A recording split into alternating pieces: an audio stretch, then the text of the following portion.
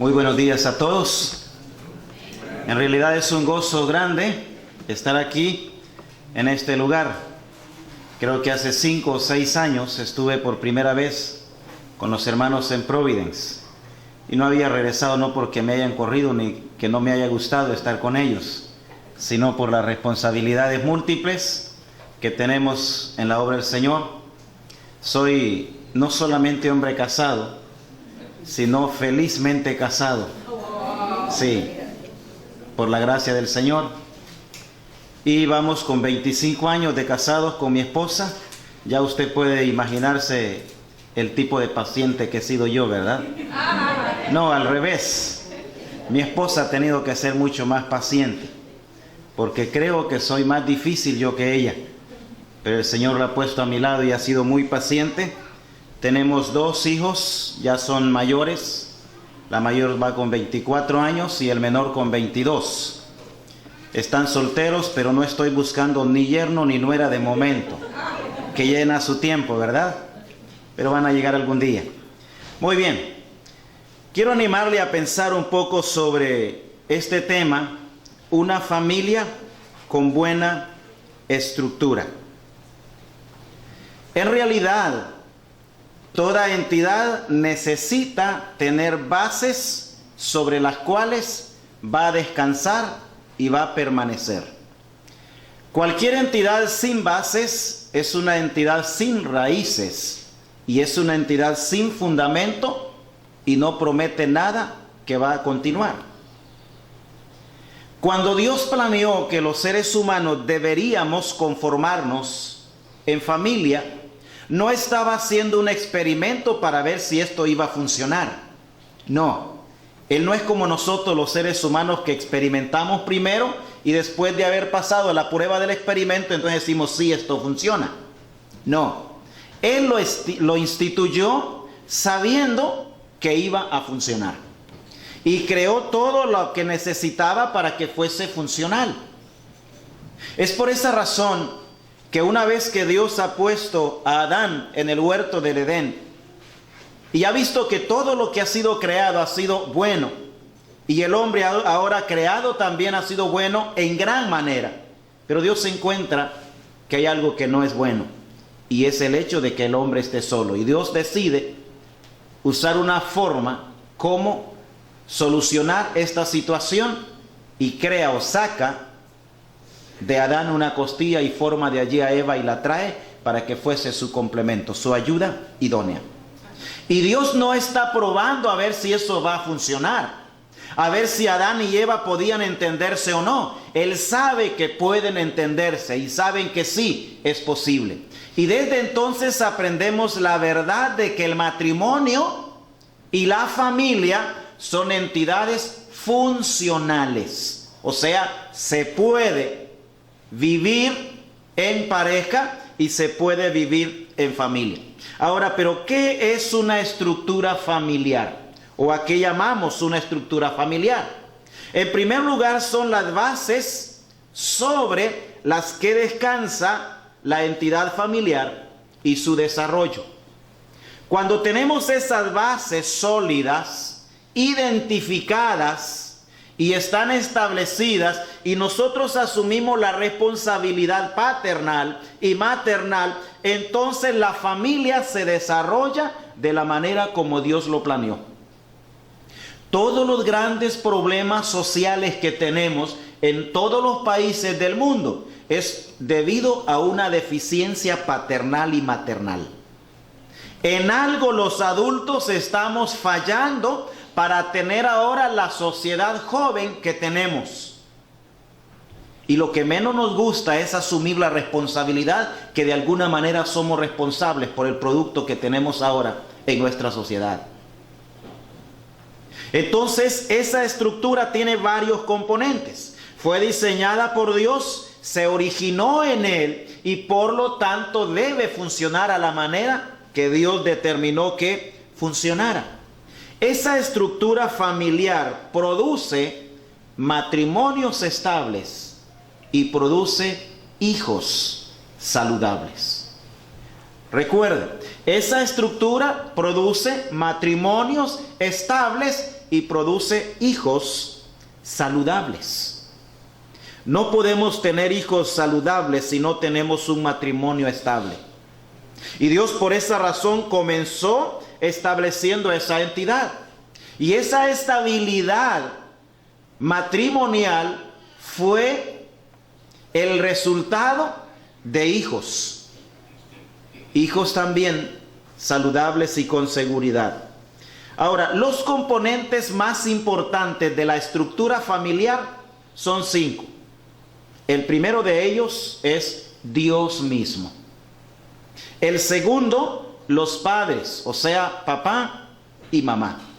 El segundo componente el tercero componente de esta estructura es la buena crianza moral y espiritual que papá y mamá debemos darle a nuestros hijos. El cuarto componente de esta estructura son las buenas relaciones familiares mientras nuestros hijos desde que nacen crecen en nuestro hogar. Y el quinto complemento de esta estructura es una buena formación en el área moral, en el área espiritual y en el área profesional de nuestros hijos. Los retos que tenemos por delante para lograr que esto sea un éxito en nuestra vida no son fáciles. De hecho, cuando hablamos de un reto, estamos hablando de algo que demanda de nosotros sacrificio, entrega y dedicación para poder lograr de esa manera entonces lo que Dios quiere que nosotros logremos. Dios es el primer componente de la estructura familiar. Y no solamente estructura, sino de una buena estructura. Porque hay entidades que se fundamentan sobre estructuras defectuosas. O hay edificios que se fundamentan sobre estructuras defectuosas. Ese es un atentado contra las personas que van a vivir allí. Pero cuando usted sabe de una estructura y va a construir algo y tiene una estructura lo suficientemente sólida, usted vive confiado porque sabe que eso no va a derrumbarse fácilmente. Dios inventó el matrimonio, inventó la familia, y Él se dio cuenta que esa entidad y esa experiencia de convivencia iba a ser un medio de formación del carácter de nosotros en el hogar. Es por esa razón que el hogar sigue siendo, aún en el caos en el cual vivimos, el hogar sigue siendo la escuela número 1 diseñada por Dios para la formación y la educación de nuestros hijos. Sí, y de allí esa importancia. Y vamos a la escritura. El libro de Génesis capítulo 2, versículo 18, y luego vamos al versos 20 y 21. Capítulo 2, verso 18 nos dice: y dijo Jehová Dios, no es bueno que el hombre esté solo, le haré ayuda idónea para él. Note bien, no fue Adán que fue a preguntarle a Dios, bueno, ¿y aquí qué pasó?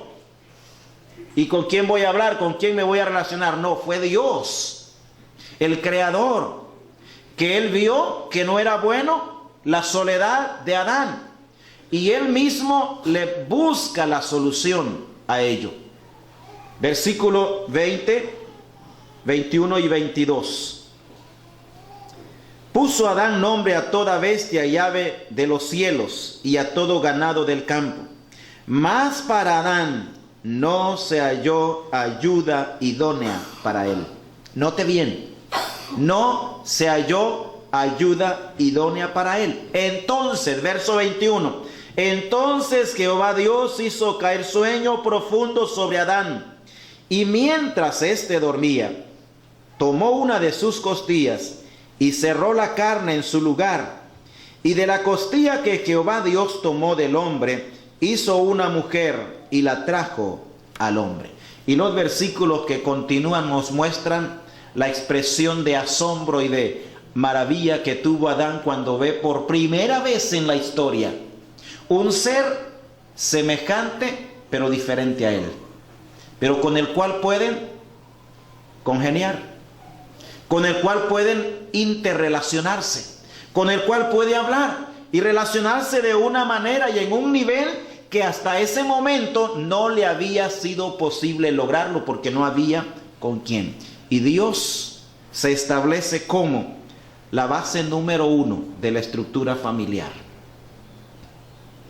Amigo y hermano, si Dios no es parte de tu vida, el cimiento, el fundamento número 1 en tu matrimonio, en tu hogar, es inexistente.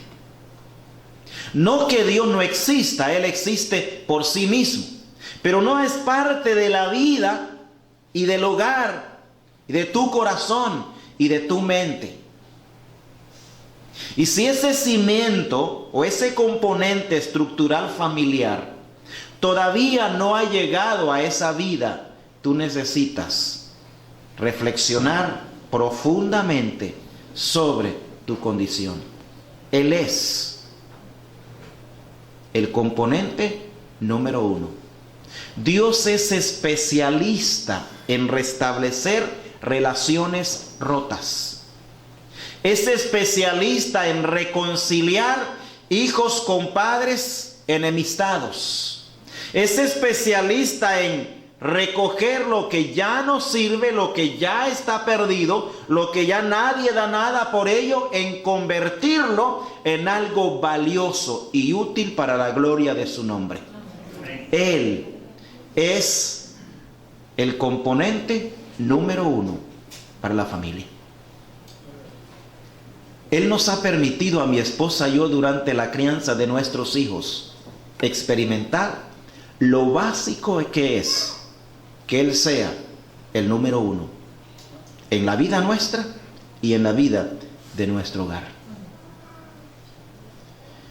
El segundo componente de esta estructura son los padres.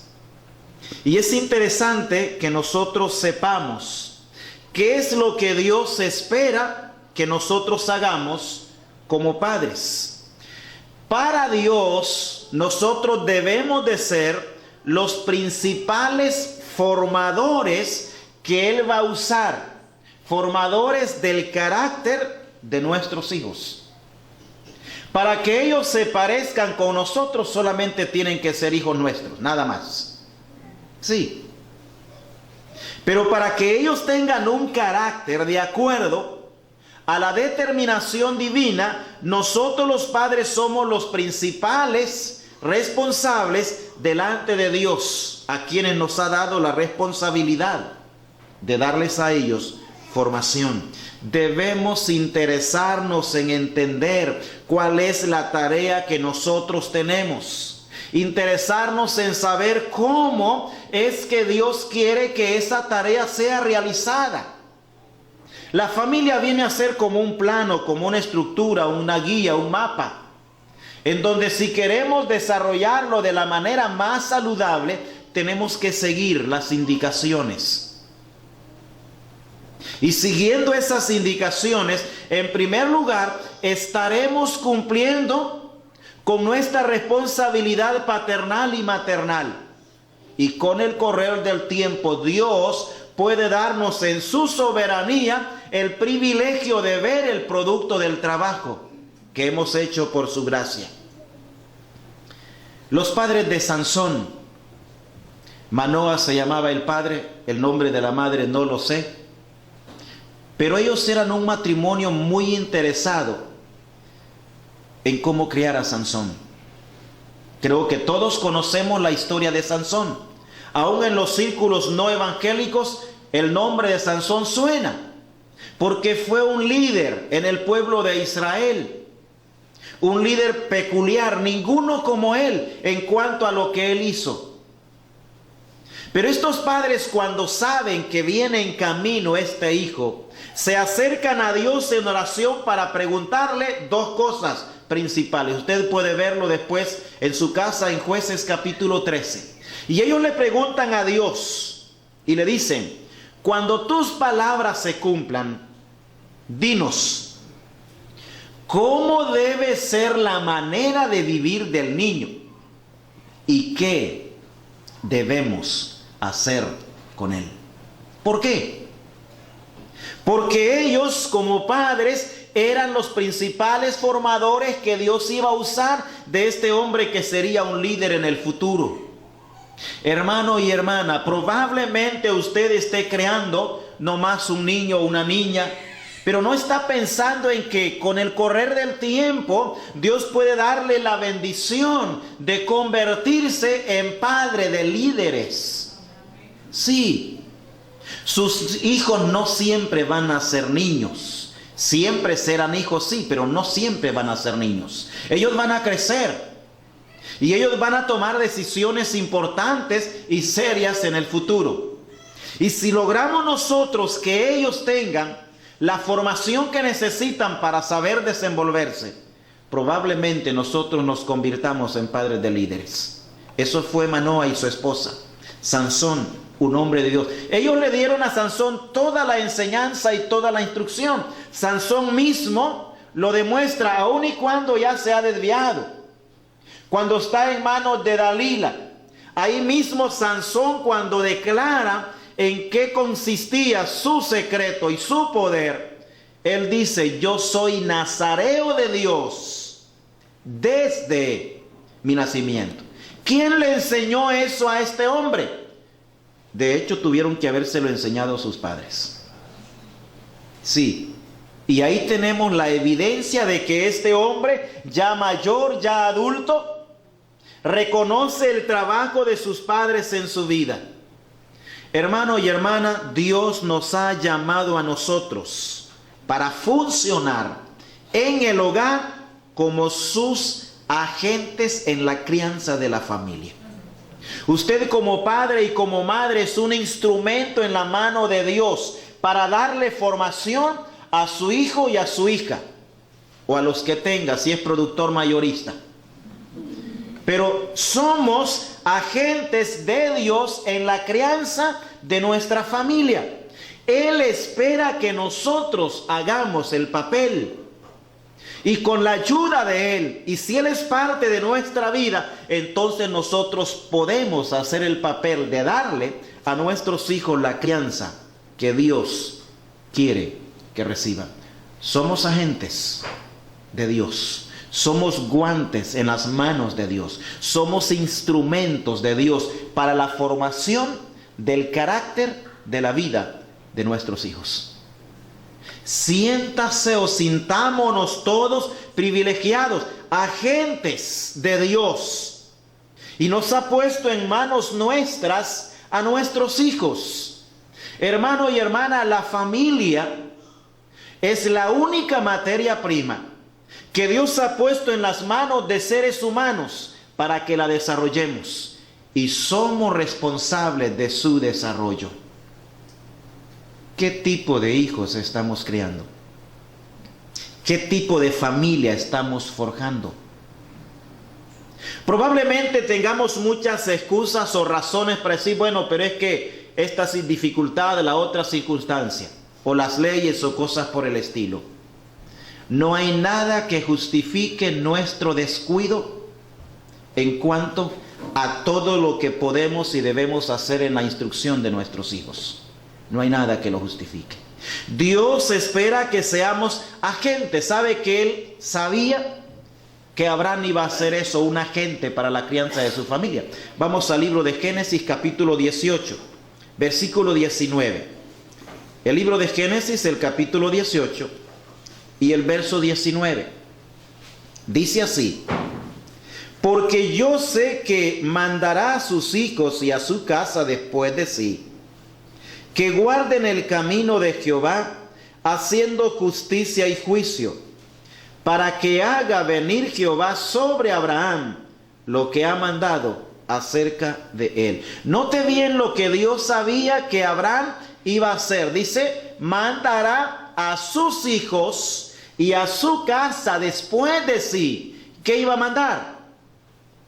Que guardaran los mandamientos de Jehová, que guardaran el camino de Dios, que anduvieran en justicia y en juicio, y Dios les iba a bendecir. Y cuando nosotros seguimos la secuencia de la formación de los hebreos, nos damos cuenta que Abraham fue un hombre que cumplió su responsabilidad paternal. Los siglos han pasado y todo israelita puede recordar a Abraham como el gran padre, como un buen padre. También a Abraham se le llama como el padre de nosotros los creyentes. Dios dice, yo sé que él va a hacer este papel. Y lo hizo. Y lo desarrolló de manera productiva. Pero en segundo lugar, Dios también nos ha llamado a nosotros para funcionar como su autoridad delegada y bondadosa para instruir a la familia. Su autoridad delegada y bondadosa para instruir a la familia. Cuando hablamos de autoridad delegada, implica que aquellos que ejercen esa autoridad tienen a quien rendirle cuentas. Los padres en el hogar no somos absolutos. Por tal razón tenemos que cuidarnos que en el desarrollo de nuestra función paternal y maternal estamos desarrollándonos de acuerdo a aquella investidura de autoridad que Dios nos ha dado como padres. Cuando no desarrollamos la crianza de la manera como debemos hacerlo, llega la etapa en la cual se torna conflictiva la relación entre padres e hijos. Y normalmente el padre comienza a exigir un reconocimiento y aceptación de la autoridad que él tiene por el hecho de ser padre. Pero Dios espera que ese sea un proceso que nosotros emprendemos desde el nacimiento de nuestros hijos hasta que ellos tienen que salir de nuestro hogar y establecerse e independizarse en otro hogar. Autoridad delegada y bondadosa para instruir a la familia. La instrucción se comparte y se comparte en amor y en bondad. Una instrucción que ellos necesitan. A veces queremos como asumir que ellos ya saben las cosas que tienen que hacer. Pero asumir eso es ser irresponsable. En lugar de asumir, debemos reconfirmar y asegurarnos que en verdad nuestros hijos están en el camino que deben estar. Pero también Dios nos ha llamado para ser sus orientadores de principios morales y espirituales para nuestros hijos. Entonces nos ha llamado para ser agentes en la crianza familiar. Nos ha llamado para ser autoridad delegada y bondadosa. Y nos ha llamado para ser sus orientadores. Hermano y hermana, Dios ni el Señor Jesucristo van a venir corporalmente aquí a este mundo, a nuestra casa, a nuestro hogar, para enseñarle a nuestros hijos. Para eso nos dejó a nosotros los padres. Y sé que esa no es una responsabilidad nada fácil, especialmente cuando tenemos diferentes hijos, cada uno de ellos con su propia personalidad que tenemos que saberle tratar para que pueda encontrarse la forma como conectarlo con la realidad de la vida y con lo que Dios quiere que aprenda y cómo él debe de vivir. El tercer componente de la estructura familiar es una buena crianza moral y espiritual. ¿Sabe que la crianza no se trata de una terapia de 2 horas en donde llamamos a nuestros hijos y venimos para darle un catequesis o un decálogo? Estos son los 10 mandamientos o estos son los 6 mandamientos. Esto puedes hacer y esto no puedes hacer. No. La crianza tiene que ver con todo el entorno en el cual nuestros hijos están desenvolviéndose y en el cual nosotros estamos viviendo. Dios no solamente espera que criemos nuestros hijos, no. Él espera que le demos una buena crianza. Yo quiero animarle a pensar brevemente en 4 estilos de la crianza familiar. En uno de estos 4 estilos usted tiene que tener metida a su familia. Y de uno de estos 4 estilos usted tiene que ser parte. De repente puede hacer que le aparezca una mezcla. Pero son 4 estilos de crianza familiar que el hombre ha usado a través de los siglos. Y que aún muchas veces cuando usó un estilo de crianza equivocado, el hombre no aprende la lección. ¿Por qué? Porque muchas veces se nos hace más fácil copiar los errores de los del pasado en lugar de evitar esos errores. Muchas veces es más fácil eso. El primer estilo de la crianza familiar lo llamamos el estilo autoritario. Ahí viene el padre policía, ¿verdad? Los que han estado en el resto de conferencias pueden recordarlo. El estilo autoritario. Este estilo autoritario tiene unas 2 características que vamos a mencionar de él. El estilo autoritario. ¿Cuáles son las características de este estilo de la crianza de la familia? Primero, se caracteriza por proporcionar abundantes correcciones, pero poco o ningún apoyo moral. Le repito, se caracteriza por proporcionar abundantes correcciones, pero poco o ningún apoyo moral y espiritual. O sea, es el padre y la madre que está siempre condenando y siempre imponiendo, haz aquí, haz allá, no vayas aquí, no vayas allá. Y no digo que no hay que hacer eso. Hay momentos en los cuales el padre y la madre, como decimos en mi país, se tiene que amarrar los pantalones. Es papá y tiene que poner a su niño en su lugar. Y hay que enseñarle a ponerlo en su lugar desde los primeros meses de nacido. No espere que llegue a los 12, 14 o más años. El árbol viejo, si lo quiere enderezar, lo echa a perder. Tenemos que comenzar desde que ellos comienzan a vivir.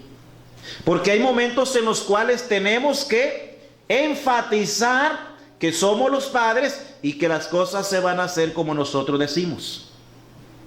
En algunas ocasiones yo he tenido que hablar con mis hijos, aunque ya son mayores.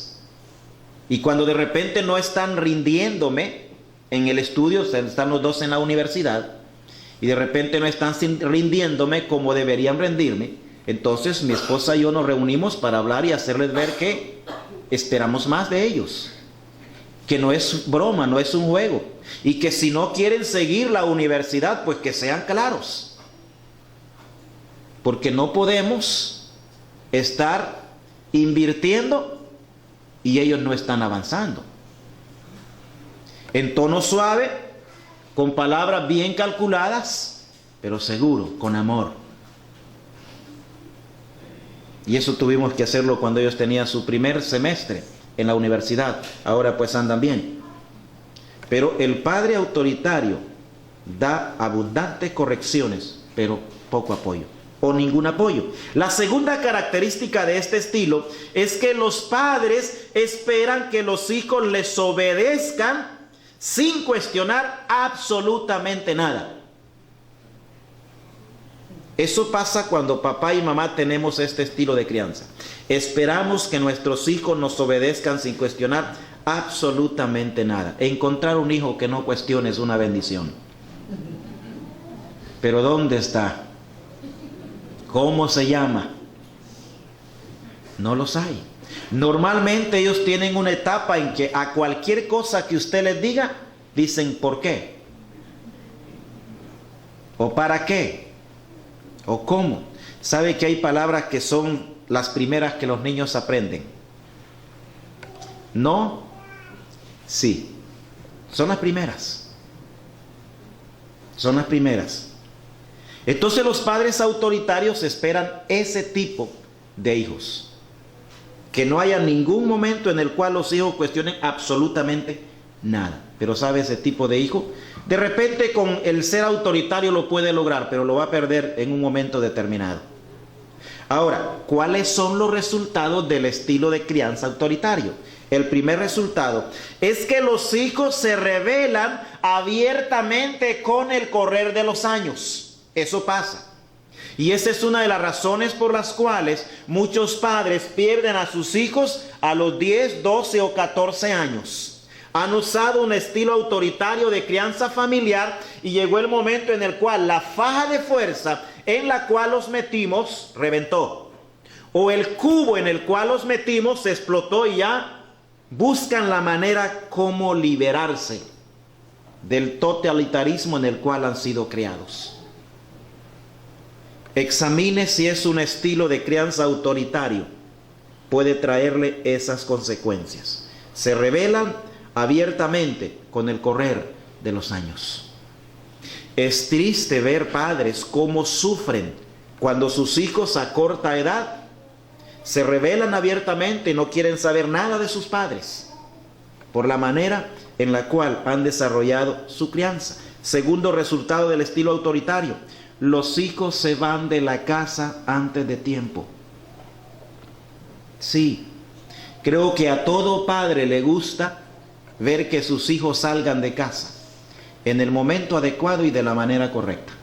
Sí, todo padre puede disfrutar ese hecho, cuando los hijos salen de casa en el momento adecuado y de la manera correcta. Esa es una honra para los padres. Y muchas veces cuando no hemos criado a ellos de la manera como Dios quiere que los criemos, tenemos que pagar esa vergüenza. Tercer resultado: los hijos viven atemorizados por los padres, por el estilo autoritario. En lugar de desear que el padre llegue a casa, desean que no llegue. Y cuando el padre llega, empiezan a poner todo en orden, porque el policía ya sonó el silbato y está ahí, a la puerta. Ese es el resultado del estilo autoritario. Segundo estilo de la crianza familiar: el estilo permisivo. Recuerda, el primero es el autoritario, ¿verdad? El segundo es el estilo permisivo. Este estilo también tiene 4 características. La primera de ellas: el estilo permisivo ofrece mucho apoyo, pero poca o ninguna corrección. Dicho de otra manera, le da todo a los hijos, le da todo a los niños. Sabe, hermano y hermana, cuando usted se acostumbra a darle todo a sus hijos, usted está haciendo el primer principio para criar hijos delincuentes. Hay 10 principios que hacen que nuestros hijos se conviertan en delincuentes infalibles. No le va a fallar a usted un hijo delincuente si usted sigue estos 10 pasos negativos. Entonces, en ese estilo permisivo, todo el apoyo que necesita, pero poca corrección. También, en segundo lugar, los padres permisivos hacen muy pocas demandas. Muy pocas demandas. O sea, los hijos están creciendo en nuestros hogares como mascotas.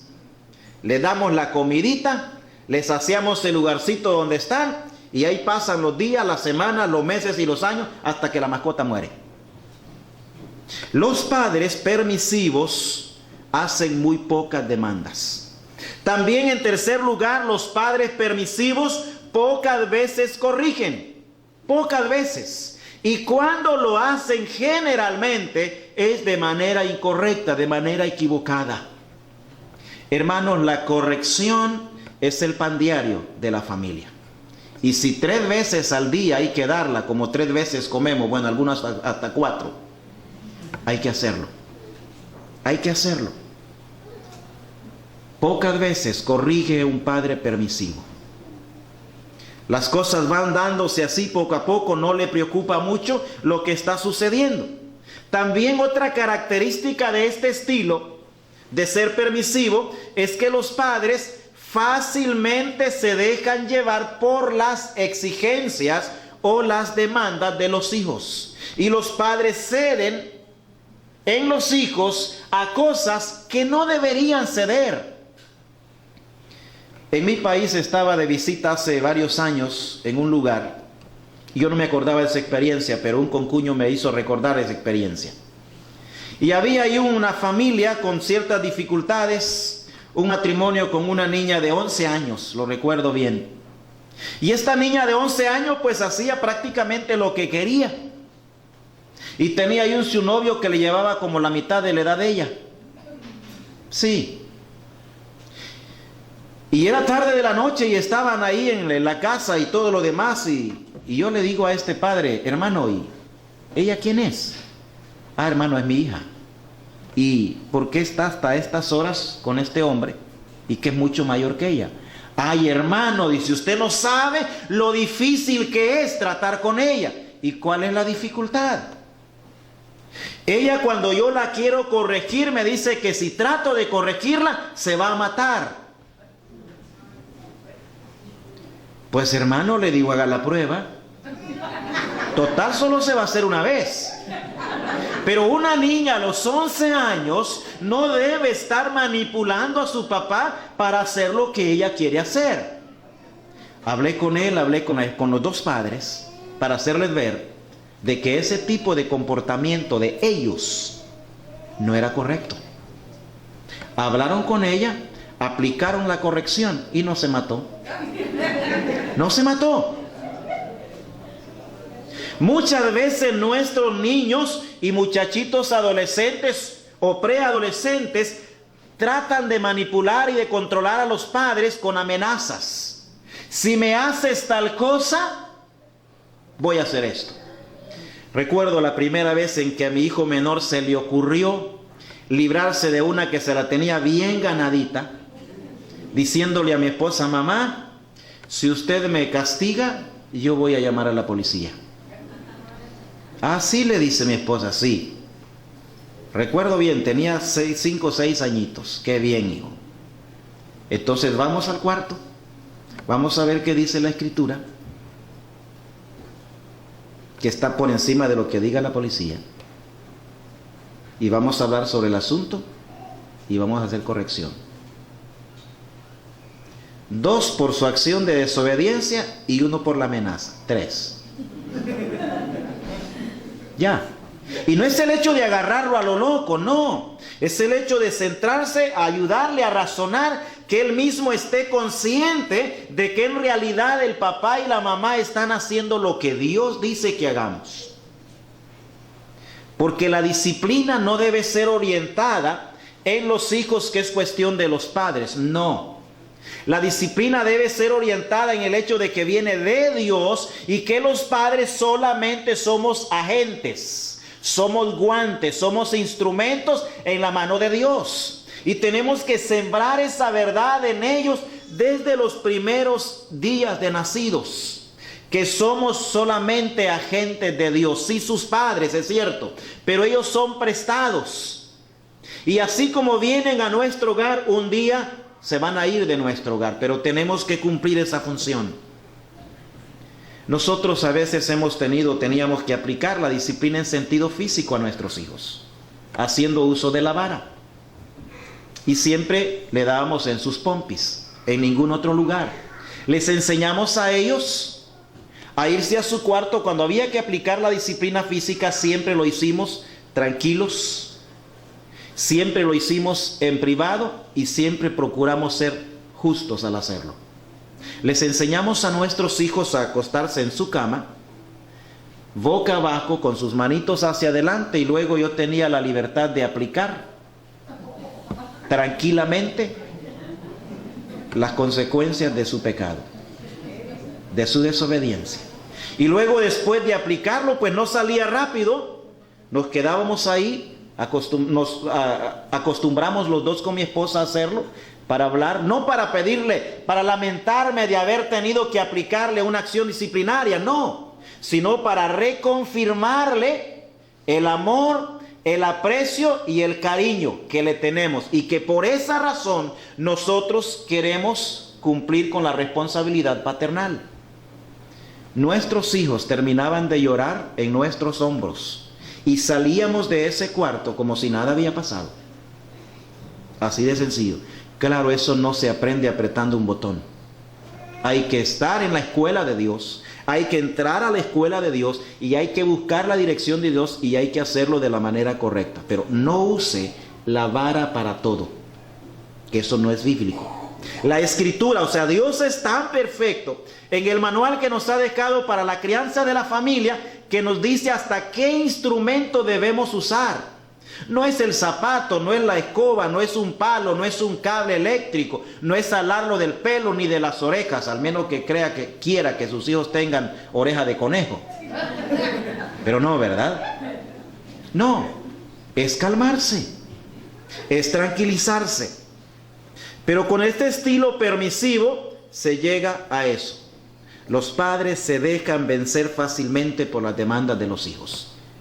Y los padres se convierten o nos convertimos sencillamente en títeres o en robots mayorcitos que ellos de nuestros hijos.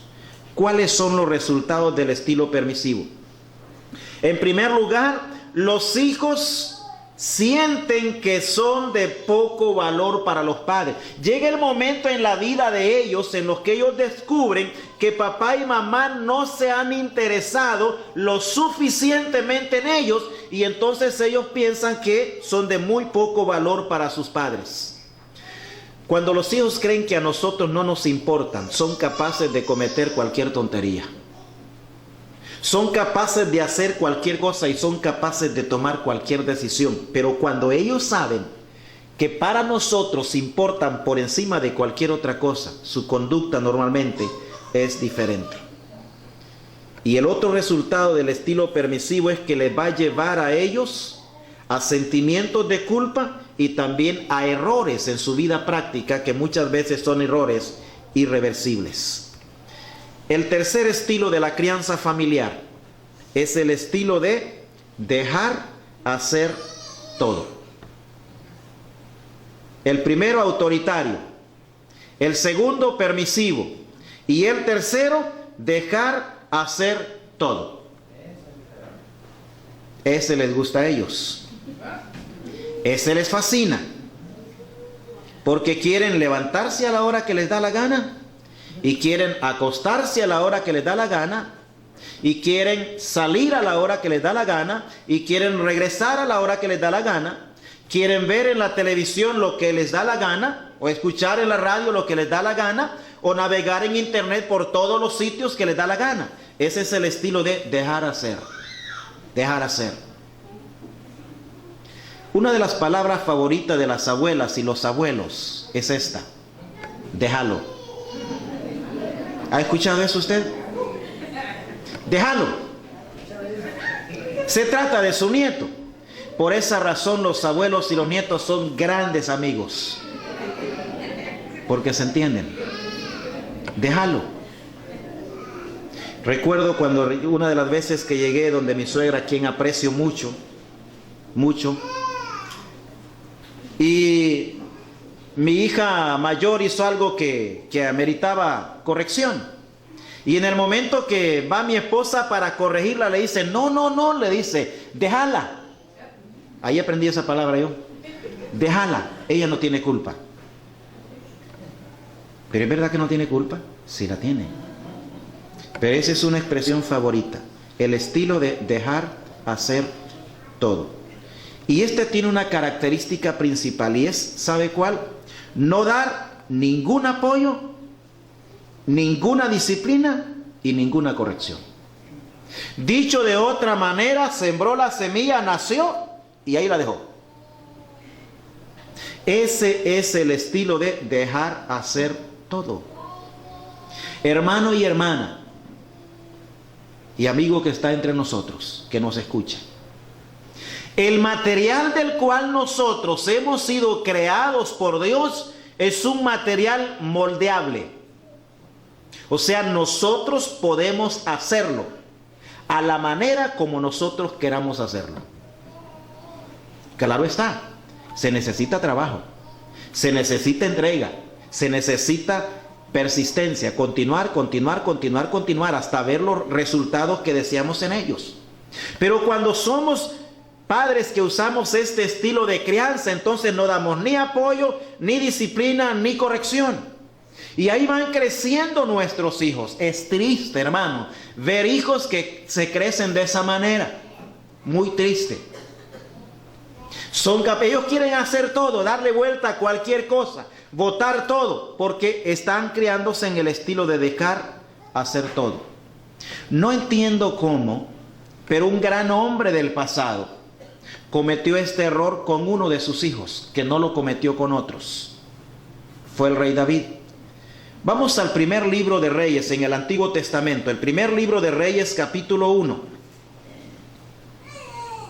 Primer libro de Reyes, capítulo 1, versículos 5 y 6.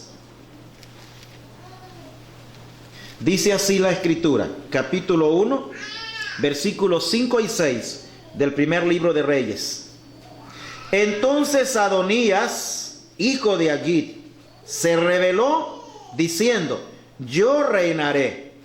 Y se hizo de carros y de gente de a caballo y de 50 hombres que corriesen delante de él. Verso 6. Y su padre nunca le había entristecido en todos sus días con decirle: ¿por qué haces así? Además, este era de muy hermoso parecer y había nacido después de Absalón. ¿Lo nota?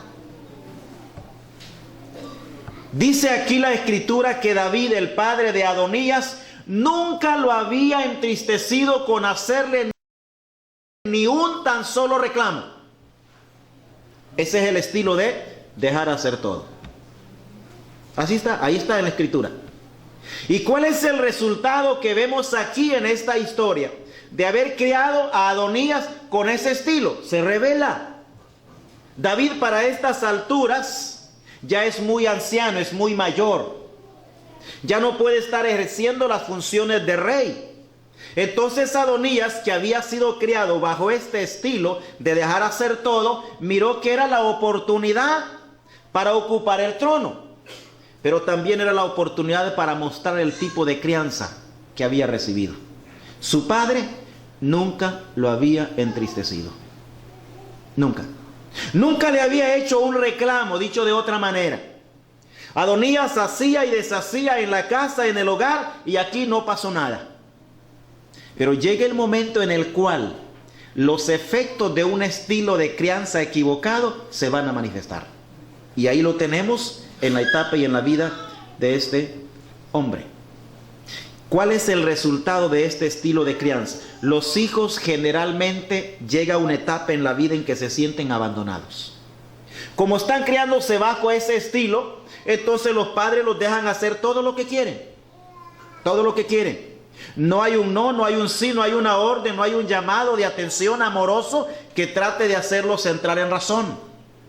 Recuerde, el material del cual hemos sido hechos los seres humanos es un material moldeable, adaptable. Sí, en todos los aspectos de la vida. Y somos los padres y las madres los principales responsables de ese tipo de formación. También los hijos se consideran poco queridos por los padres cuando son criados bajo este estándar de vida. También otra de las evidencias de eso es que los hijos buscan llamar la atención de sus padres por medio de un mal comportamiento. Cuando un hijo está comportándose demasiado mal, ojo, esa es una luz roja, una luz roja. Probablemente no está dedicándole el tiempo que debe dedicarle y dándole la atención que le debe dar. Cuando hablo con jóvenes dándoles asesoramiento prematrimonial, siempre les enfatizo: si no van a dedicarles el tiempo que sus hijos van a necesitar y no van a darles la crianza que Dios espera que le den, hacen bien en no tenerlos.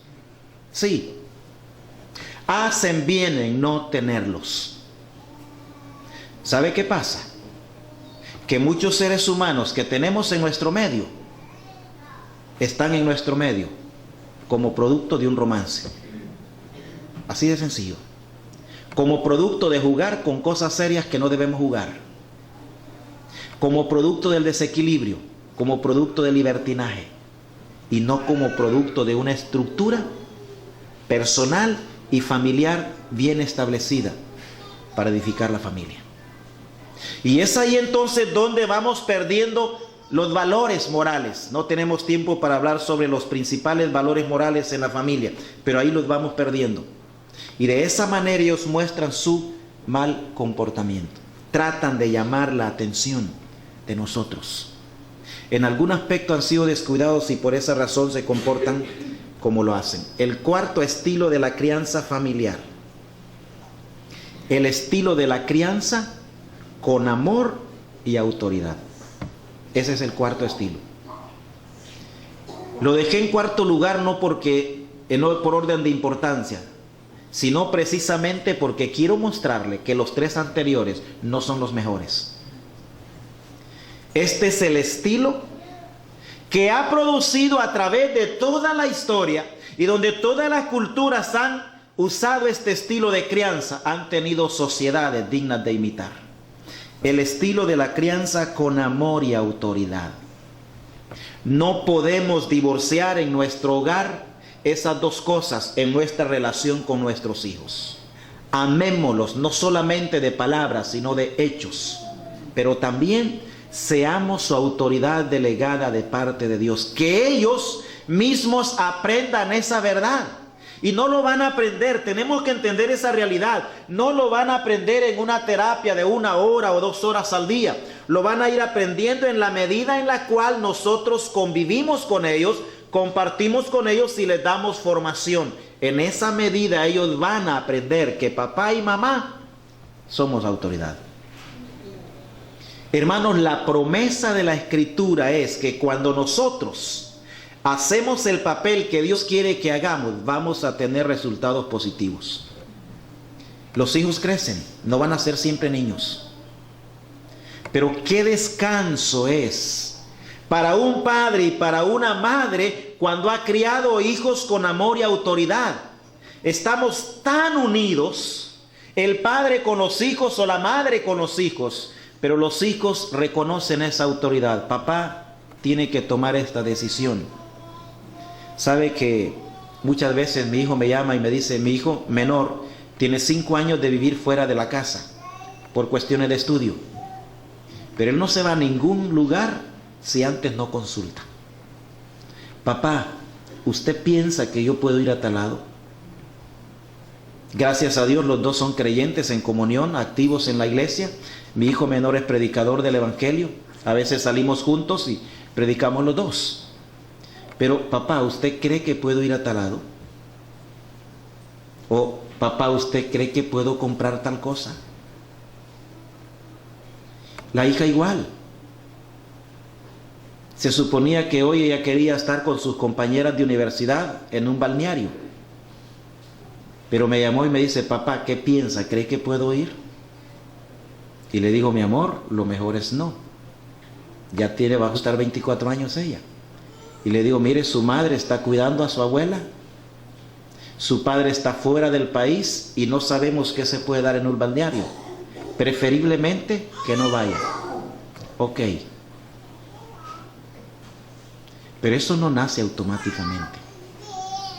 Y en una ocasión que se me fue más allá de donde se fue, entonces vamos a hablar. Lo recuerdo muy bien, tenía creo 18 años ella. Ya manejaba. Y me prestó el vehículo para ir a hacer un mandado y le dije, bueno, dígame dónde va. Ya me dijo dónde va a ir. Le dije, está bien, hija, pero no se me vaya a ir más allá de ahí. Sí, papá, está bien. Que si no lo sé hoy, le digo, lo voy a saber en algún momento dado. Eso sépalo. Entonces se fue, hizo el mandado y todo lo demás, pero luego se le ocurrió irse, yo creo que tal vez 1 kilómetro más adelante de donde me había dicho que se iba a ir. Estamos en una ciudad que no es la nuestra, se metió contravía y luego hay un impacto. No fue fatal, ¿verdad? Pero al ratito la llamada y el llanto.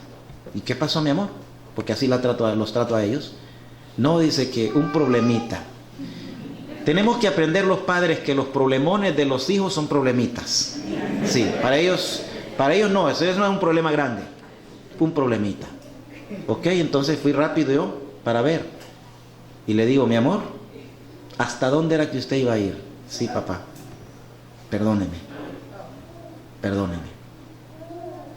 El estilo de la crianza con amor y autoridad. Características de este estilo. La primera característica, encuentra el equilibrio entre la corrección y el apoyo.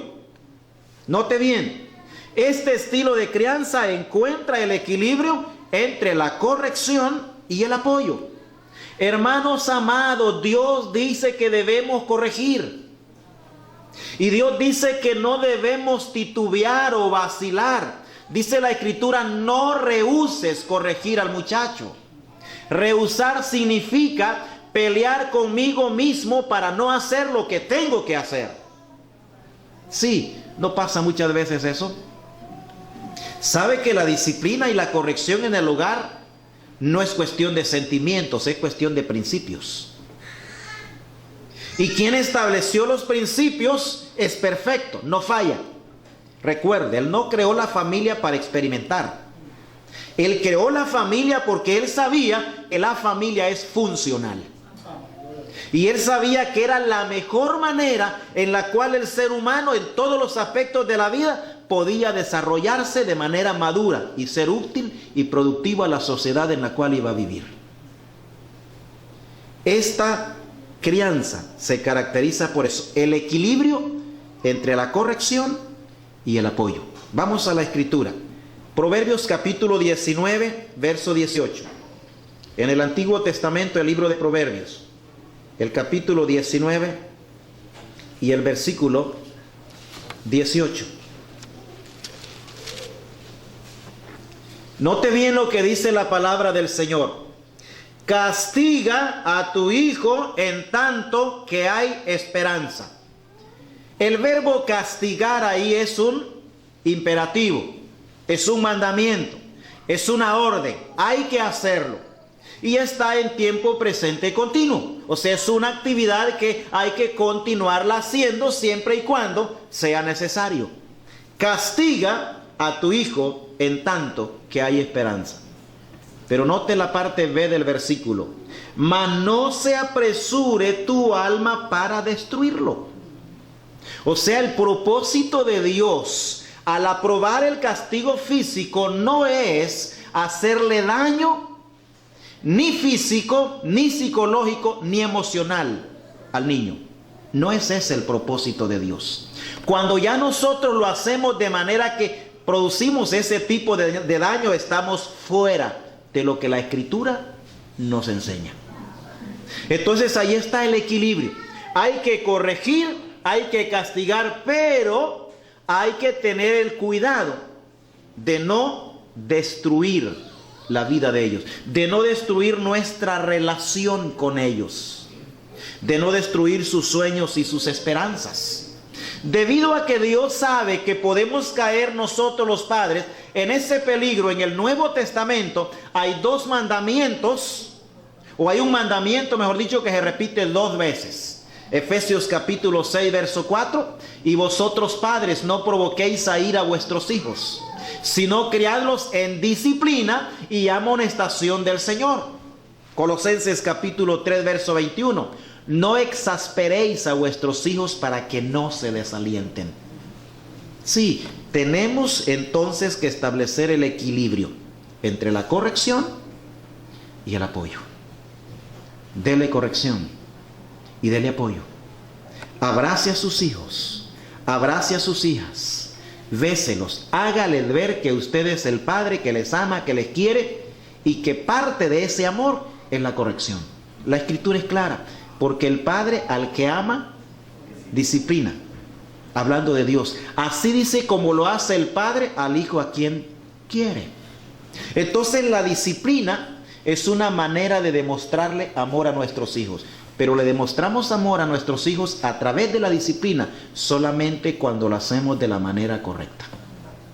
Si lo haces enojado, eso no es disciplina. Si lo haces a gritos y a golpes, eso no es disciplina. Eso es tortura, o eso es bestialidad, o es cualquier otro tipo de cosas. Si lo haces a gritos, la única razón cuando puede justificarse que grites es si la casa se está quemando. Y de hecho si la suegra no está dentro, ¿verdad? Sí. Pero de lo contrario no. De lo contrario no. Aunque haya niños en nuestra casa, no debe haber ese tipo de comportamiento. Debe ser un comportamiento en el cual hablamos definidamente en tono suave y con autoridad. Segunda característica de este estilo de crianza con amor y autoridad. Los padres estamos claramente al mando de la situación familiar. Claramente al mando. No somos policía, no somos dictadores, no somos talibanes, pero claramente estamos al mando de la situación de la familia. La familia lo reconoce. Una cosa es cuando ellos están muy pequeños, pero otra cosa es cuando empiezan a crecer, ya son mayorcitos y empiezan entonces a ver dónde nosotros estamos fallando. Tercera característica de este estilo de la crianza es que los padres tenemos normas para nuestro hogar, pero somos flexibles cuando es necesario y no hay riesgos. Le repito eso.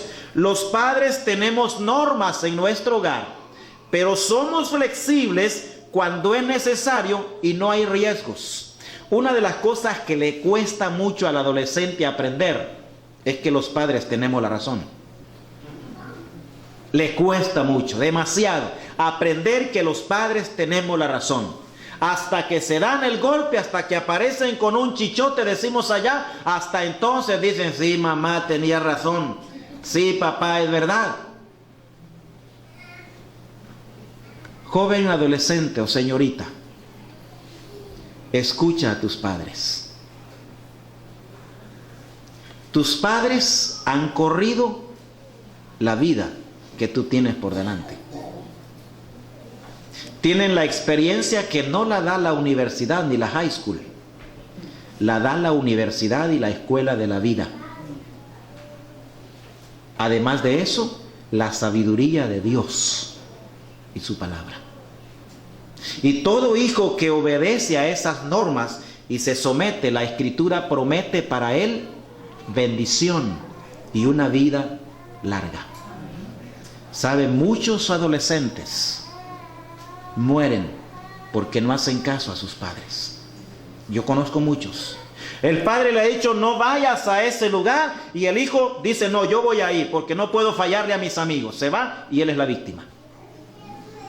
Algunos hasta en la cárcel están, porque el papá dijo, no vaya a ese lugar, pero él dice, no, si yo quiero ir porque son mis compañeros, son mis amigos. Y luego llegan ahí algunos de los compañeros y amigos con droga, con cosas ilícitas, va la policía, hace una redada, todos van al mismo saco.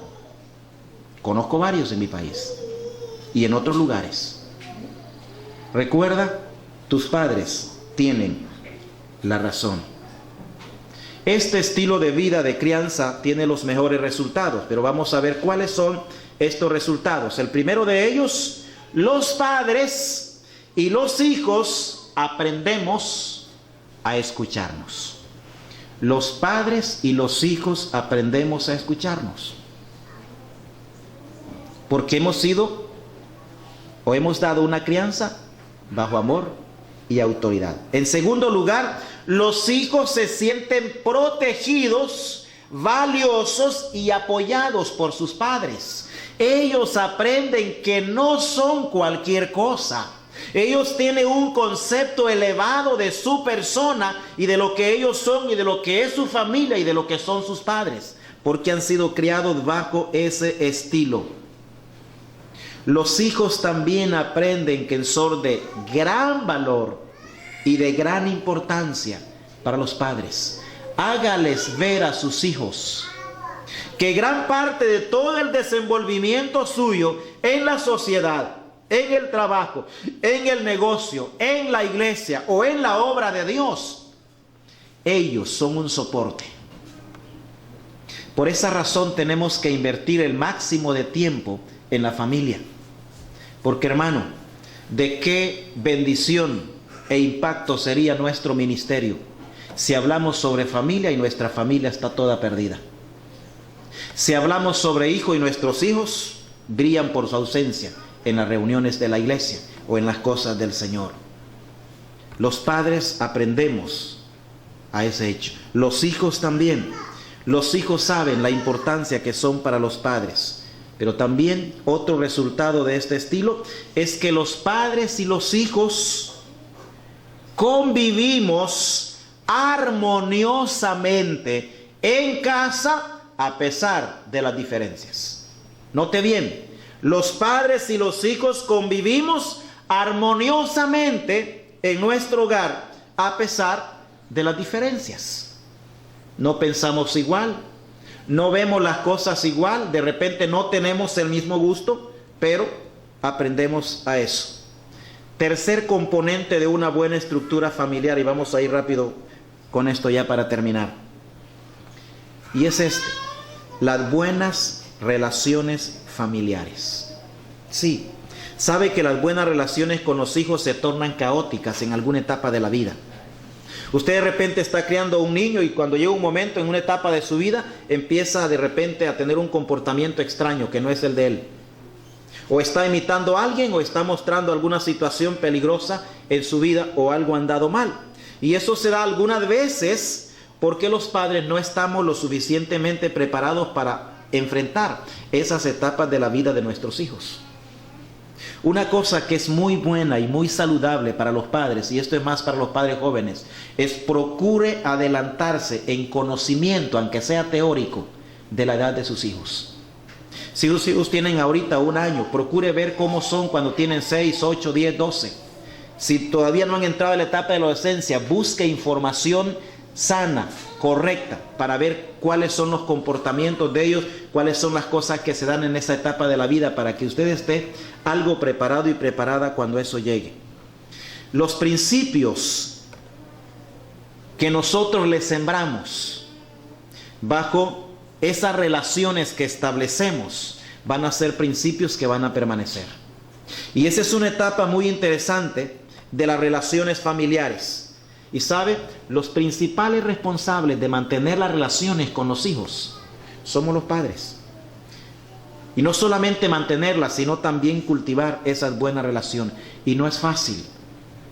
Con nuestra hija mayor, ella siempre hemos dicho con mi esposa, y cuando digo cosas sobre mis hijos, yo tengo el permiso de ellos para decirlo y para contarlo, ¿verdad? He hablado con ellos desde mucho tiempo atrás y todo, así que no me reclaman. A veces dicen, no me acordaba de ese detalle, pero yo sí lo recuerdo bien.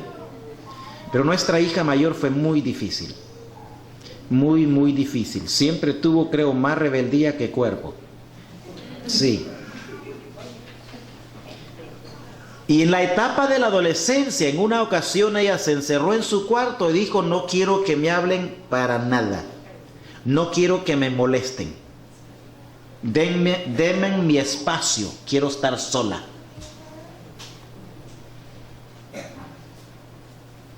Sí. Ok, mi esposa trató de hablar con ella y convencerla, dijo que no. Luego fió, dijo que no, que ella quería su espacio y que quería estar sola. Le dejamos por un rato. Le dice mi esposa, bueno, si no sale del cuarto no hay comida, porque el cuarto no le vamos a llevar el platillo ahí. Que está encaprichada y que por capricho no quiere salir, pues se va a morir de hambre. Pero no lo vamos a hacer. Y luego esperamos un tiempo, esperamos unas horas y luego de repente salió. Ya cuando el hambre le daba, pues salió. Cuando había que hacer otra necesidad, pues tuvo que salir. Y luego dejamos que pasara ese día, pero el siguiente día hablamos con ella sobre su comportamiento. Y nosotros somos los principales responsables de mantener y de cultivar esa relación. A veces quisiéramos tomarlos del pelo, darles vuelta al cuello, lanzarlos a la pared, pero que no se mueran, por supuesto, ¿verdad? Porque nos sacan de las casillas. Perdemos el control. Y es ahí donde necesitamos paciencia, mucha paciencia y mucha más paciencia. Pero somos responsables de mantener y de cultivar las buenas relaciones con ellos. Recuerde que las buenas relaciones con los hijos no nacen automáticamente. Son el resultado de la vida que nosotros vivimos con ellos. Estas relaciones con nuestros hijos se ven afectadas negativamente cuando pasan 4 cosas, y con esto termino. Recuerdo, se ven afectadas estas relaciones cuando pasan estas 4 cosas negativas. Primero, cuando los padres somos sobreprotectores de nuestros hijos. La responsabilidad paternal es proteger. la sobreprotección les produce a ellos un espacio demasiado reducido al grado tal que no pueden desarrollarse. Entonces la sobreprotección es un efecto negativo en nuestros hijos. Segundo, cuando los padres somos despreocupados completamente por nuestros hijos. A veces vemos algún hijo, algún pequeño en peligro y me dice mi esposa, amor, mire el niño. Le digo, yo creo que él tiene papá. Yo creo que él tiene papá. Y si veo que el papá está cerca, entonces solo le digo, mire, su niño. Porque algunas veces decimos, no, el niño no tiene papá. Eso no es verdad, hermano. Tiene un papá, solo que el apellido de ese papá es irresponsable. Pero no hay niño que venga a este mundo sin padre. No hay ni uno. Ni uno. Igual sin madre. Entonces, padres despreocupados. Y la tercera cosa que afecta a estas relaciones es cuando los padres somos dictadores en nuestro hogar. Los mayores, sin duda, y que vienen de otros países, han experimentado lo que es una dictadura, ¿verdad? Cuando los padres somos dictadores en el hogar. Hermano, el fracaso más grande de nosotros los padres, ¿sabe cuál es? No poder relacionarnos correctamente con nuestros hijos. Ese es el fracaso más grande de los padres. No poder relacionarse correctamente con los hijos. Haga cualquier cosa, cualquier sacrificio, a fin de poder establecer una relación con sus hijos duradera, placentera, satisfactoria, basada en amor y autoridad. Que el Señor nos bendiga.